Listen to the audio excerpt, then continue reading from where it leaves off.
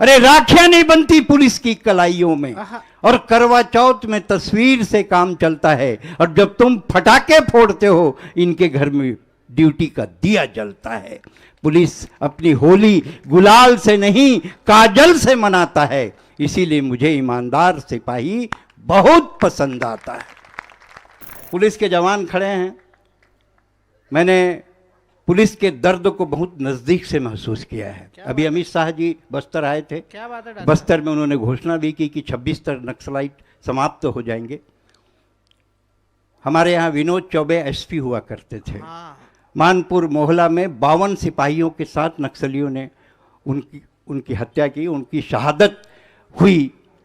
मैंने उस समय पुलिस के दर्द पर एक कविता लिखी, उसकी कुछ पंक्तियां मैं देता हूं। आपको देख लिया अचानक तो मुझे याद आ गया, इधर भी कुछ खड़े हैं जवान। मुझे ईमानदार सिपाही बहुत पसंद आता है, मुझे ईमानदार सिपाही बहुत पसंद आता है, तभी ये सर विनोद चौबे की शहादत के आगे झुक जाता है। क्या होली और क्या दिवाली, बस गश्त है। पुलिस की नौकरी में सिपाही नहीं पूरा परिवार त्रस्त है। वाह। अरे राखियां नहीं बनती पुलिस की कलाइयों में, और करवा चौथ में तस्वीर से काम चलता है, और जब तुम फटाके फोड़ते हो इनके घर में ड्यूटी का दिया जलता है। पुलिस अपनी होली गुलाल से नहीं काजल से मनाता है, इसीलिए मुझे ईमानदार सिपाही बहुत पसंद आता है।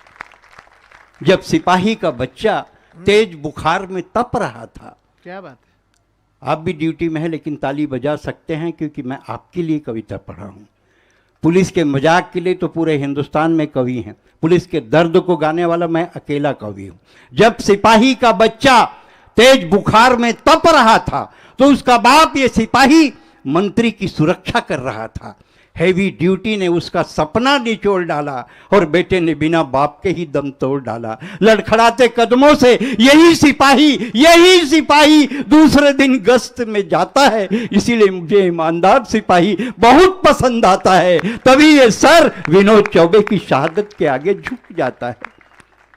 फिर रिटायर पुलिस का तो हाल बेहाल होता है, न चूल्हे में आग होती है, न कनस्तर में अनाज होता है। उससे भी ज्यादा बदतर होती है लोगों की नजरें, जो हर पल एहसास दिलाती हैं कि तुम्हें तुम्हारे पाप का फल सहना है। तुम्हारे बदन ने खाकी 62 साल तक खाकी का ड्रेस क्यों पहना है, और लाखों लावारिस लाशों को ठिकाना लगाने वाला वो सिपाही कभी कभी लावारिस मर जाता है, इसीलिए मुझे ईमानदार सिपाही बहुत पसंद आता है। बस 12 पंक्तियां और मैं पढ़ता हूं, उसके बाद मैं अपनी पारी खत्म करूंगा। छोटा भाई हूं मैं, मध्य प्रदेश का छोटा भाई छत्तीसगढ़ है। बड़े भाई के पास जब कोई भाई आता है तो अपनी तकलीफ बताता है। आप विधायक भी हैं, आप भी बड़े पद पर हैं, मैं दर्द को बताना चाहता हूं कि बस्तर का दर्द क्या है, हम बस्तर की पीड़ा को कैसे जी रहे हैं। और आप लोग भी अगर बिल्कुल 12 पंक्ति है, 1-2 कवि बचे हैं, अब इतनी रात को घर जाके क्या कर डालोगे।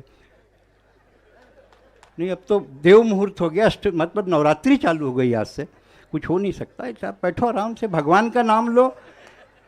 नए हिंदू नववर्ष इसलिए मनाया जाता है कि ब्रह्मा जी ने आज सृष्टि निर्माण को प्रारंभ किया था, जिसका जिक्र किसी कवि ने अभी तक नहीं किया है।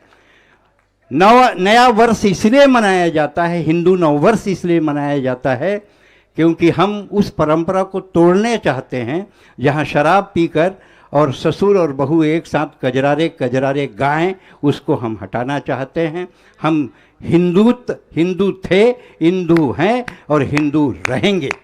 मैं बुर्ज खलीफा के सामने दुबई में अभी पिछले महीने कविता पढ़ा, 4 पंक्तियां मैं आपके सामने रखता हूं कि हम छत्तीसगढ़ से आए हैं, धान कटोरा लाए हैं, अरे विश्व गुरु हम ही हैं, बस यही बताने आए हैं। वाह। उनको बताया जो मैं खामोश बस्तर हूं लेकिन आज बोल रहा हूं, मैं खामोश बस्तर हूं लेकिन आज बोल रहा हूं, अपना एक एक जख्म खोल रहा हूं। मैं उड़ीसा, आंध्र, झारखंड, महाराष्ट्र की सीमा से टकराता हूं लेकिन कभी नहीं घबराता हूं। आज दरिंदे सीमा पार करके मेरी छाती में आते हैं और महुआ नहीं लहू पी कर जाते हैं। मैं लाशों के टुकड़ों को जोड़ रहा हूं।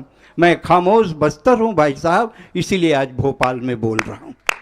मैं खामोश बस्तर हूं भाई साहब। मेरी संतानें एक कपड़े से तन ढकती थी, हंसती थी, गाती थी, मुस्कुराती थी। आज इतना विकास है, इतना विकास है कि हर आंगन में एक लाश है। मैं लाशों के टुकड़ों को जोड़ रहा हूं। मैं खामोश बस्तर हूं भाई साहब, इसीलिए आज भोपाल में बोल रहा हूं। वाह, आजादी के लिए सांस लेना है, तुम तो बंदी कर दोगे सांस।